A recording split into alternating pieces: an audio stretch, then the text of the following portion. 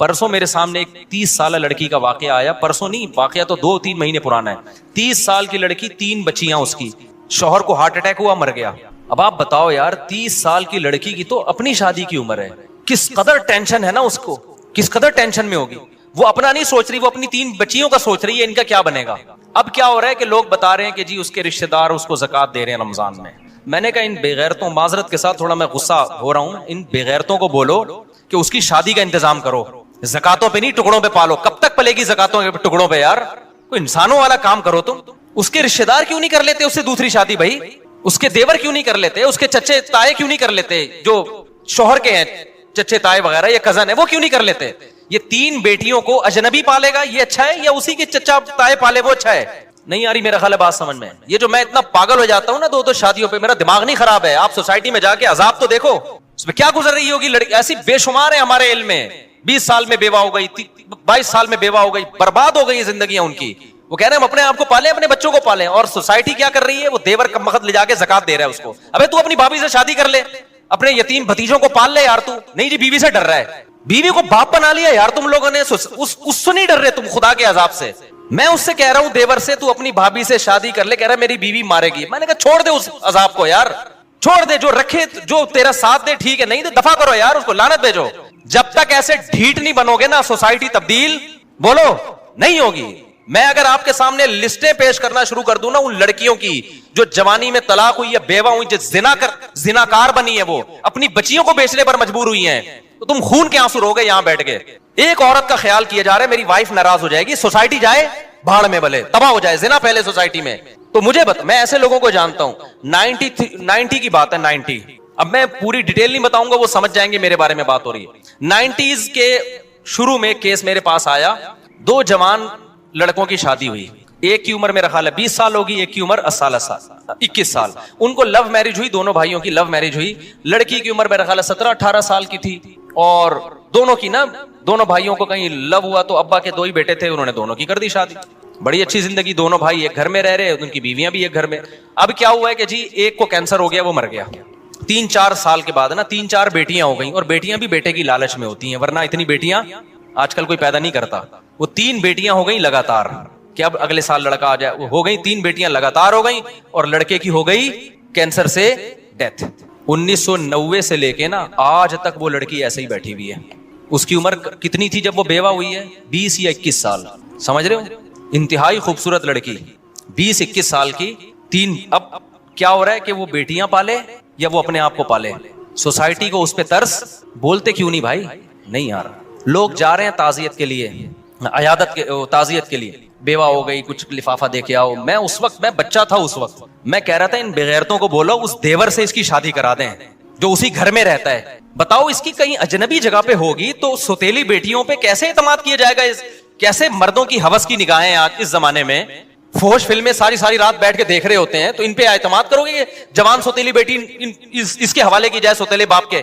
कितने केसेस आ रहे हैं सौतेले बाप के उल्टे उल्टे, वो बीवी पे थोड़ी मर रहा हो तो फिर आगे उस जवान बेटी पे मर रहा होता है। गैरत तो बहुत थोड़े लोगों में रह गई है। मैंने कहा भाई इसके देवर से बोलो खुदा के लिए। मैंने लोगों से कहा जो भी ताजियत के लिए जा रहे थे, मैंने कहा अगर आप इस पर एहसान, में बच्चा था उस वक्त, मैट्रिक भी मेरा ख्याल है नहीं किया था मैंने।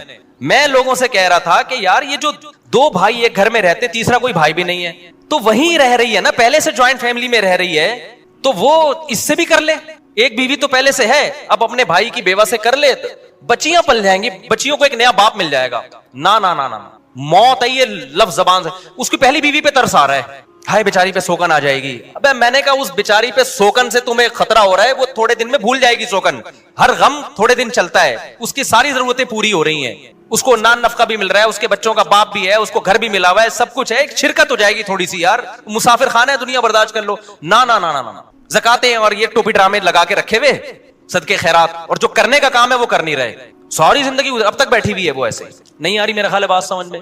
अब तक वो मेरा ख्याल, अब तो क्या बेचारी की, मुझे नहीं पता उसके बाद, मुझे नहीं पता वो उनका हुआ क्या ना। मैं कभी वहां गया, मुझे केस आया था सामने, लेकिन इतनी बात पता चली कि अब तक क्या है, अब तो बच्चियों की टेंशन में 20 साल 21 साल की लड़की सारी जिंदगी किसकी टेंशन में गुजार रही है। और मैं फर्ज कर रहा हूं कि बहुत दीनदार होगी इंशाअल्लाह, लेकिन ऐसे हालात जब आते हैं, जो बाहर जाके जब वो जॉब करेगी तो आप मुझे बताओ, जब जॉब में लोगों को पता चलेगा, उसके बॉस को पता चलेगा बेवा भी है, कम उम्र भी है, खूबसूरत भी है, जरूरतमंद भी है, वो हवस की निगाहें डालेगा उस पर? नहीं डालेगा।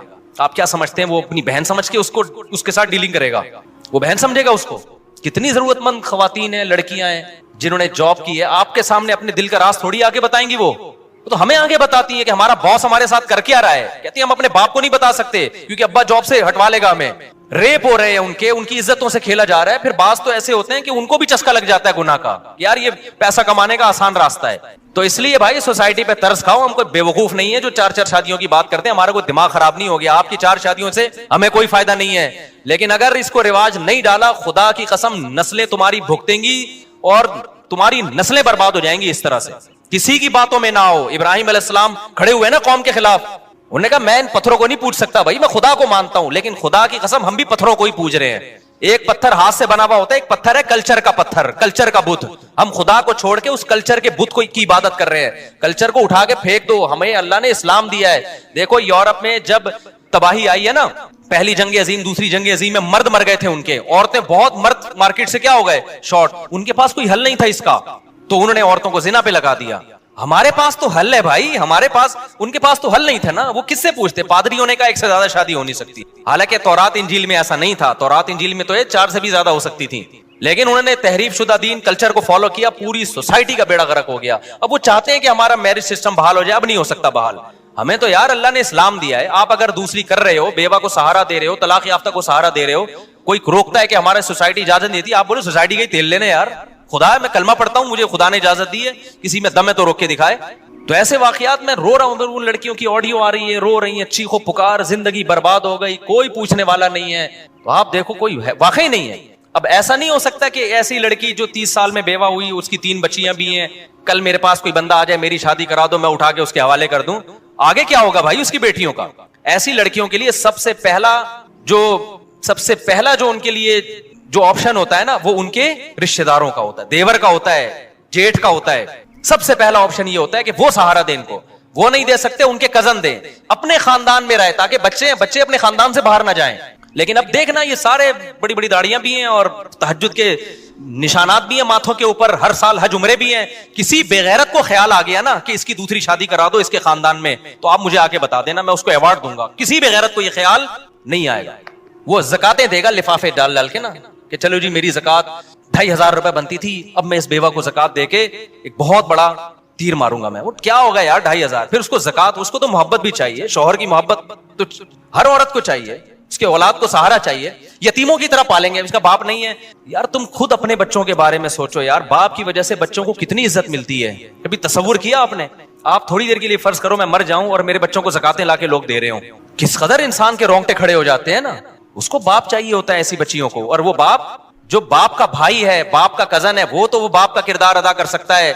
सोतेला वो किरदार अदा नहीं कर सकते, बिल्कुल बाहर के खानदान का हो। तभी फुकाहा ने बयान किया है, लड़की तलाक याफ्ता हो या बेवा हो, अपने खानदान में शादी करेगी तो बच्चे रख सकती है, खानदान से बाहर जाएगी तो बच्चियों को साथ नहीं ले जा सकती, क्योंकि उस बच्चियों का फिर मुस्तकबिल महफूज नहीं है। फिर बच्चे छोड़ने पड़ेंगे उसको, लेकिन बच्चे छोड़ के फिर वो बच्चे नहीं रख रहे होते। खानदान वाले कह रहे हम क्यों पाले? क्योंकि फैमिली प्लानिंग ने बना दिया 2 बच्चे, अपने बच्चे नहीं पल सकते तो दूसरों के कहां से पालोगे? नहीं आई ना बात समझ में? मेरा ख्याल है तो आखिरत में उल्टे लटके हुए होगे। हमने अपना फर्ज अदा कर दिया है, अब आप हम पे लतीफे कसें, मजाक उड़ाएं हमारा कि ये मौलवी को शादियों के अलावा कुछ नहीं आता। लेकिन जिन पे गुजर रही है ना, उनकी पुकार अल्लाह ही सुनता है, और अल्लाह फेंटी लगाएगा, चित्रौल लगाएगा कि तुम जब कलमा पढ़ते थे और मैंने तलाक याफ्ता और बेवा और बेसहारा औरतों के लिए हल ये बताया था, तुमने सारा पैसा हज उम्रे पे क्यों लगा दिया?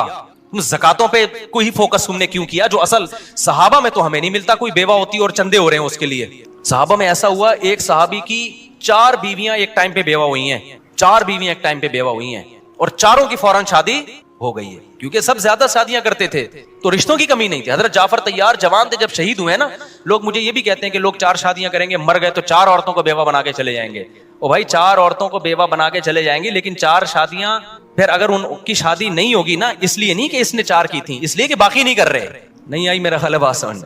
वरना सहाबा के दौर में भी ऐसा हुआ। हजरत जाफर तैयार लड़ाई के लिए गए थे, जवान थे, 4 बीवियां थी उनकी, शहीद हुए तो 4 बीवियां बेवा हुई हैं। रोने की आवाज आई उनकी, आप सल्लल्लाहु अलैहि वसल्लम उनको खामोश करवाया कि आवाज बाहर ना निकले, फिर उन 4 की शादी हो गई।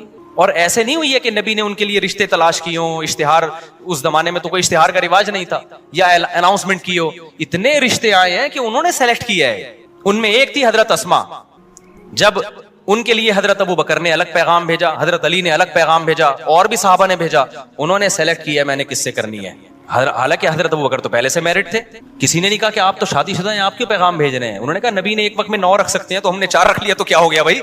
इतने रिश्ते आए हैं हजरत अस्मा के लिए। हजरत अस्मा ने हजरत अली के रिश्ते को रिजेक्ट किया कि इनकी उम्र कम है। हजरत अबू बकर के रिश्ते को कबूल किया कि ये मिच्योर हैं, क्योंकि वो चाहती थी किसी मिच्योर से शादी हो।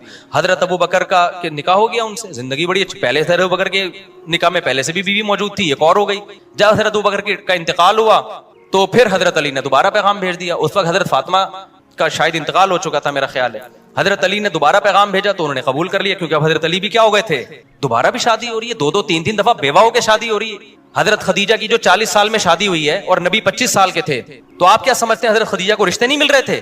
खतबहा अशराफ कौमिन, हदीस में जब खदीजा बेवा हुई हैं, कौम के सरदारों के रिश्ते आए हैं, उनमें एक नबी सल्लल्लाहु अलैहि वसल्लम का था। तो हजरत खदीजा ने फरमाया कि मैंने शादी ऐसे शख्स से करनी है जो मेरा माल तिजारत में लगा सके, उसके लिए ईमानदार आदमी चाहिए। तो ये क्या है, ये ईमानदार। वहां भी सिलेक्शन हजरत खदीजा की तरफ से थी, वो मोहताज नहीं थी कि नबी से निकाह करने पर, ना ना ना, उन्होंने खुद सेलेक्ट किया था, भाई ये मेरे लिए ज्यादा सूटेबल है। तो कोई अखबारों में इश्तिहार देने का रिवाज नहीं था, कोई बेवाओं के लिए, बेटियों के लिए भीख मांगने का रिवाज। तो बाप जो है ना अपनी कंवारी बेटियों के लिए भीख मांगते हुए नजर आते हैं कि यार इनकी कहीं कहीं इनको टिका दो कहीं, तो सोसाइटी बर्बाद होगी, जिना फैलेगा सोसाइटी में। ये बता दूं मैं आपको, इसका हल दुआओं में नहीं है, वजीफों में नहीं है, इसका हल वही है जो अल्लाह उसके रसूल ने बताया। मेरे पास हरम में एक शख्स आया कि शादी नहीं हो रही बेटी की, आप दुआ करें हरम में। मैंने कहा मैं हरम में ना जो खिलाफे काबा है ना उस पे लटक के भी दुआ करूंगा फिर भी नहीं होगी। कह रहे हैं कैसी बातें कर रहे हैं। मैंने कहा भाई आपकी हो जाएगी और किस, जब अल्लाह मियां ने मर्द रखे ही कम है जो निकाह के काबिल मर्द हैं, ग्रोथ रेशो की बात नहीं कर रहा, और औरतें ज्यादा हैं, तो उनका हल ये थोड़ी बताया कि काबा में जाके दुआ करो। उनका हल बताया मर्द ज्यादा शादियां करें। आप ज्यादा शादियां मर्दों को करवाना शुरू कर दें, फिर दुआ अगले दर्जे में क्या है, फिर दुआ है। आप रिस्क का इंतजाम तो करो ना, असबाब तो इख्तियार करो, फिर दुआ मांगो अल्लाह मुझे रिस्क नहीं मिल रहा तो तू दे। दुआ कबूल होती है असबाब इख्तियार करने के बाद। मर्द है नहीं, निकाह कर नहीं रहे, और आप कह रहे हो कि अपने बेटे को शादी करने नहीं देते और बेटी के लिए कह रहे हो कि रिश्ते ही नहीं है, तो दुआएं मांग रहे हो जाके, तो खुद अपने आप को बेवकूफ बना रहे हो भाई। होता है कि नहीं होता, बाप अपने बेटे को करने नहीं दे रहा शादी और बेटी के बारे में कह रहे रिश्ते क्या है ही नहीं, मैं दुआएं मांग रहा हूं अल्लाह से। अल्लाह कहेगा ना तू किसी और की बेटी को तो निपटा नहीं रहा, अपनी बेटी के बारे में क्या कर रहा है। तो दूसरा भी यही कर रहा है कि वो अपने बेटे को नहीं करने दे रहा। तो असबाब इख्तियार जब तक नहीं करोगे मामला हल नहीं होगा। तो मैं इसमें बहुत सेंसिटिव हूं, मैंने हालात देखे हैं, समझ रहे हो, जो हालात मैंने बूढ़ों के देखे हैं, ब्रेन हेमरेज से मरते हुए देखे हैं। हम इसी सोसाइटी में पैदा हुए हैं भाई, कोई मरीख से आए हुए लोग नहीं, अपने रिलेटिव्स में देखे हैं और अब भी नजर आ रहे हैं आए दिन। मैंने तो फोन सुनने छोड़ दिए इसी वजह से यार, डिप्रेशन का मरीज बनता है आदमी। इतनी लड़कियां, इतनी औरतें जो जिनकी चीखो पुकार है ना, जितने माँ बाप हैं। एक दफा मैं गया किसी के घर, उस बूढ़े पे मुझे इतना रोना आ रहा था, उसकी बच्ची जवान तलाक आके घर बैठ गई। वो बूढ़ा आदमी ने पूरा ना एक कमरा जहेज से जमा किया हुआ है, मुझे दिखाया यार मुफ्ती साहब इस बच्ची की शादी करा दो। पूरा यार उसका कबाड़ खाना बना हुआ था बेचारे का, वो गरीब ने अपना ना जोड़ जोड़ के। लोग कहते हैं ना जहेज की वजह से शादी नहीं हो रही, जहेज ना होने, जो उसका पूरा कमरा है वो कबाड़, इसलिए कह रहा हूं कि पुराना हो गया था। मुझे इतना तरस आ रहा है यार, ये क्या, यानी क्या करें इसके। गन पॉइंट पे थोड़ी हम किसी की करा सकते हैं, क्यों। जब एक करनी है ना तो मैयार बहुत ऊंचा होता है, दूसरी पे हो जाता है, दूसरी पे वो देने के लिए तैयार नहीं, क्यों, रिवाज नहीं है। वो कहेगा यार पता नहीं, और करेगा तो कोई देगा ना, वो तो कोई कर ही नहीं रहा तो देगा कहां अगला। और जो करने की सोचता है ना उसका मैयार इतना ऊंचा है, उफ, कह रहे तो मैं दूसरी कर रहा हूं इतनी टेंशन में, तलाक याफ्ता से कर लूं। उसको मैयार ये है कि उसको कोई बॉलीवुड की एक्ट्रेस चाहिए, उसको सना खान चाहिए उसको, या उस जैसी कोई। समझते हो कि नहीं समझते। ऐसा नहीं होता मेरे भाई, ऐसा नहीं होता। तो अल्लाह के लिए काम शुरू कर लो, सोसाइटी को उठा के क्या करो, ऐसे की तैसे, अच्छी नीयत से करो। बेहतर तो ये तलाक याफ्ता बेवा से करो। बेगम रुकावट बन रही है, उसको इज्जत दो, मोहब्बत दो, बोलो बेगम मुझे पता है आपका गम है लेकिन सोसाइटी की नीड है ये जरूर। और छुपन छुपाई नहीं खेलो शादियों में, ठीक है। जिना से तो बच जाता है आदमी छुप के शादी करने में, लेकिन खानदानी आदमी वही होता है यार, है तो है, ऐसी की तैसी यार, उसके भी वही हुकूक हैं जो इसके हुकूक हैं। ये छुपन छुपाइयों वाले मामले ना ज्यादा अरसा चलते हैं, बीवियों को जब लटका के छोड़ देते हैं इसमें, कुछ दिन के बाद जब दिल भर गया तो बोझ लगने लगती है, उसको निकालने के चक्कर में होता है। ये गैर खानदानी लोगों की हरकतें होती हैं। खानदानी आदमी कहता है जब मैंने शादी की है तो ऐसी की तैसी, मेरे कतले बना के मार दो, मुझे भुगते से जो है ना सिरी पाए मेरे अलग कर दो, किया है मैंने, जाओ जो मर्जी करना है करो। इसमें चंद दिन टेंशन होगी, पूरी जिंदगी सुकून से गुजरेगी। ससुराल को पता चल जाएगा भाई ये बहुत डीट है इस मामले में। हमने भी शुरू में टेंशन में टाइम गुजारा, अब अल्लाह का शुक्र है हम टेंशन से अल्लाह ने बचा लिया। अल्लाह बचाए ही रखे। मुझे अल्लाह में ऐसे भी बहुत डर लगता है। अल्लाह कहेगा तू बगैर टेंशन की, अच्छा तो इसलिए अल्लाह ने बचाया हुआ है। लेकिन हमने बड़ी टेंशनें उठाई हैं, ऐसा नहीं हो गया। उसमें यही था कि यार हो गया तो हो गया, स्टाइल ही यही था। मर जाएंगे ना, जो मर्जी करना है कर लो यार, जो हो गया हो बस हो गया, एक्सक्यूज मी सर हो गया, ठीक है ना। इसके बगैर चलता नहीं है। इसमें टेंशन है, वक्ती है, उसके बाद सुकून है। मेरे पास ऐसे लोग आए दूसरी की बहुत टेंशन में, यार हम तो अब छोड़ दूं नहीं। मैंने कहा यार अगर ये कंफ्यूज वाली जिंदगी गुजारी ना, डिप्रेशन से मर जाओगे। अब तो जो हो गया क्या है, बोलो हो गया, मार दो, फेंक दो, नाले में लाश बहा दो, कुछ भी करो, बस जो होना था क्या है हो गया। और मैंने कहा घर से बंदूकें छुपा दो, ऐसा ना हो, क्योंकि ऐसे केसेस भी हुए, बेगम ने उड़ाई दिया बंदा, खुद जेल हो गई फिर बेगम को। लेकिन उस जज्बात में ना औरत को आहिस्ता से बोल रहा हूँ, कुछ सीख ना ले गई तो भाई, और उसको बेगम को बता दो मैं मर जाता तो भी तो सब्र आ जाता ना। और औरत को चाहिए भाई, ठीक है औरत को तकलीफ होती है, लेकिन दूसरी औरतों का भी तो ख्याल करें ना यार, वो भी तो इंसान है। मैं ऐसे वाकयात भी जानता हूँ। एक बंदे को मैंने कहा करो, तुम्हारी बेगम बेवा हो गई, तुम्हारे बच्चे भी ऐसे ही रुलेंगे। उसने कहा कुछ नहीं होता, वो बेवा वाकई हो गई। अब तो मैं किसी को ये भी नहीं कहता, मैंने कहा ऐसा ना हो ये मर जाए, वो एक्सीडेंट से मरी गए, वही हुआ, उनके बच्चों को भी कोई पूछने वाला नहीं। तो ये सारा सोसाइटी ने बेकार एक हिसाब किताब शुरू कर दिया है। शुक्र करो तुम जवान हो, अभी ये बातें सुनने को मिल रही हैं। कितने बूढ़े मेरे पास आए, काश मुफ्ती साहब 10 साल पहले हम आपके बयान सुन लेते, काश सुन लेते। लेकिन फिर बार बार मैं कह रहा हूं, लटकाओ नहीं औरत को, लटकाओ नहीं, चस्के लेने के लिए मत करो, हमारे बयान का नाजायज फायदा मत उठाओ। बहुत से बेगैरत हैं, बड़े बेगैरत हैं, बयान सुन के करते हैं और फिर लटका देते हैं औरत को। चंद दिन का जोश होता है, या फिर पहली को भूल जाते हैं। ये बेगैरती वाला काम नहीं, ये पैगंबरों का काम है, तो पैगंबरों के तरीके पे ही होगा।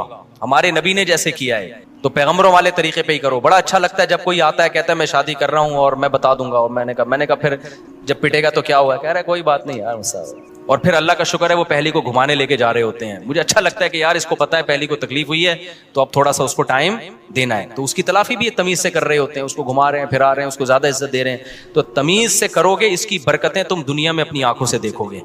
बदतमीजी से करोगे तो नहूसत आएगी। सही है। इस पे एक टेक्निकल पॉइंट की बात आ रही है, वक्त बहुत बुरा हो गया है। अक्सर लोग दूसरी शादी करते हुए कहते हैं खानदान धक्के देके निकाल देगा, छोड़ देगा हमें। तो मैं कहता हूँ जब दूसरी तीसरी चौथी होगी ना, 2-4 साल में तुम्हारा अपना इतना बड़ा खानदान होगा, बच्चे भी उसी स्पीड से होंगे, तो इतना बड़ा खानदान होगा कि तुम्हारा खानदान जो है वो तुम्हारे खानदान का एक छोटा सा हिस्सा बन जाएगा। नहीं आई बात समझ में? मेरे खानदान में टोटल पता नहीं कितने अफराद थे, लेकिन अब वो मेरे खानदान के थोड़े से अफराद रह गए। समझ रहे? नहीं आ रही समझ में? यानी मेरे खानदान वाले अगर आए तो फिर जो मेरे वाला खानदान है, अगर मैं उनके साथ बिठाऊं तो फिर ऐसा लगेगा कि वो वाला जो खानदान, जो मेरा पहले वाला जो खानदान था ना, वो मेरे वाले खानदान का एक छोटा सा पार्ट है। तो भाई खानदान तो बनता ही शादी ब्याह से है यार। तो खानदान छोड़ के निकाह को प्रोमोट करो, अल्लाह अच्छा खानदान दे देगा आपको। ऐसे नालायकों से अल्लाह हिफाजत करेगा।